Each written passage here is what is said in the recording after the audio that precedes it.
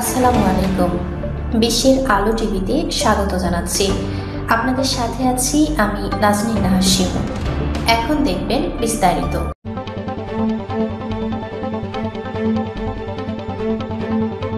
তৈরি হয়ে গেল যে গণতন্ত্রের জন্য 90-এর গণপ্রস্থান হলো, 24-এর আন্দোলন হলো।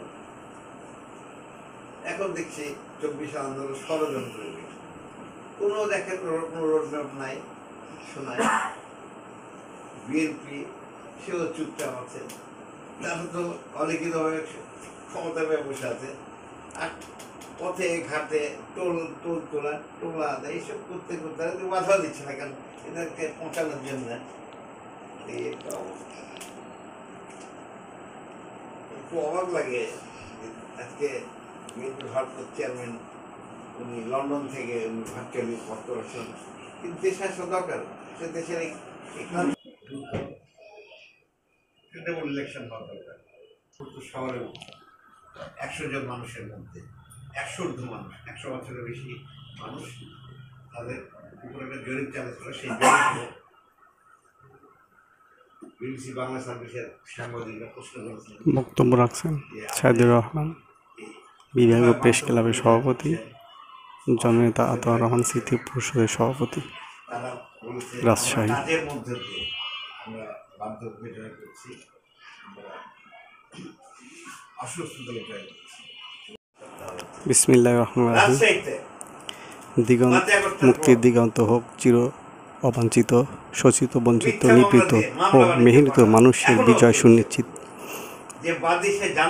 মহান মে দিবস স্মরণে আলোচনা সভা।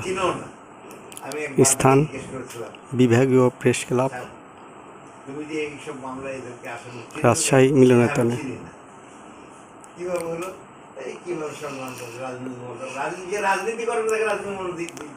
বক্তব্য দিয়েছেন সাইদুর রহমান, বিভাগীয় প্রেস ক্লাবের সভাপতি, জননেতা আতাউর রহমান স্মৃতি পরিষদের সভাপতি। আরও উপস্থিত আছেন বীর মুক্তিযোদ্ধা বরজাহান,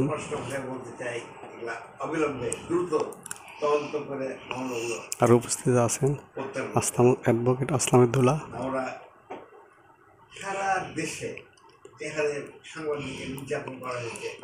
আরও উপস্থিত আছেন বিভাগীয় প্রেস ক্লাবের সেক্রেটারি নিরু। অনেককে জেলে ভরে দেওয়া হয়েছে, কোনো প্রতিবাদ হচ্ছে না। এই প্রতিবাদ সঠিক দিক নির্দেশনা দেওয়া দরকার। দখলদারদের জনতা পরিষদের আমি বারবার বলি, বিভাগীয় প্রেস ক্লাব রাজশাহী সাংবাদিক বলে আমাকে অনেক দিন ধরে মুজিবুল বাবু বলছে আমাকে কিন্তু আমার মানে সংগঠিত হতে হবে। তো আমরা চিন্তা করে দিচ্ছি আমরা কিন্তু সংগঠিত হচ্ছে না, এটাও আমাদের একটা বিশাল মাইনাস পয়েন্ট। আমাদের সংগঠিত হতে হবে, সংগঠিত হতে পারলে ঐক্য বৃহত্তর ঐক্য, বিজয় বৃহত্তর। যারা যে জীবন দিয়ে গেছেন বা যে দেশের যারা যা কিছু করে গেছেন তাদেরকে তাদের জীবনীকে তুলে ধরার জন্য, তাদের আদর্শকে সবার মাঝে ছড়িয়ে দেওয়ার জন্য এই যে আতাউর রহমান স্মৃতি পরিষদের সভাপতি এবং বিভাগীয় প্রেস ক্লাবের সভাপতি জনাব সাইদুর রহমান উনি ওনার জীবদ্দশায় যে কাজগুলো করে যাচ্ছেন তা কিন্তু আসলে স্মরণীয় হয়ে থাকার মতো, এবং তাকে কিন্তু যে কোনো একটা অ্যাওয়ার্ড বা পুরস্কৃত করা উচিত রাষ্ট্রীয়ভাবে। আমি জীবন এবং আত্মদান ও অঙ্গহানির মাধ্যমে আজকের দিনটা আমাদের সেই 1886 সাল থেকেই বক্তব্য দিচ্ছেন শিকাগো থেকে আরম্ভ করে সাংবাদিক আয়ুব আলী এবং কিছু প্রভাব আমরা পাইনি তা না। এই দিনটির সফল বা পালন করার উদ্যোগে আমরা অনেক কিছুই পেয়েছি। শ্রমিকদের আরো নিপীড়িত হতে হচ্ছে না, অনেকটাই আমরা 8 ঘন্টা পাচ্ছি এবং অনেকেরই টাকা আনতে পারেন না পারেন আমরা একটু দেখতে চাই যে কতটি দানবে আমাদের কত বছরের ভবিষ্যৎ নষ্ট করেছে। আপনি সেই জায়গায় কোনো ভূমিকা পালন করছেন না।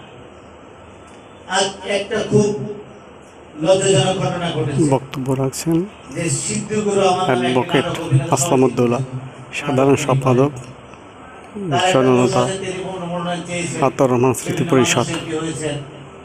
যে জীবনে চেয়ারম্যান হতে পারে না সেও এমপি হওয়ার একটি কঠিন একটা ব্যবস্থা তৈরি হয়ে গেছে। যে চেয়ারম্যান 3 বার ফেল সেও এমপি হতে পারবে। এই অরাজকতার ভিতরে সে এমপি হতে চেয়েছে, সেটা খারাপ কিছু না।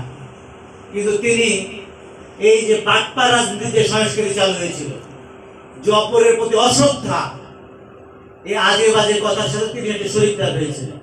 তো যা হোক, মব ভায়োলেন্সে সভাপতি উপস্থিত অতিথিবৃন্দ, আসসালামু আলাইকুম।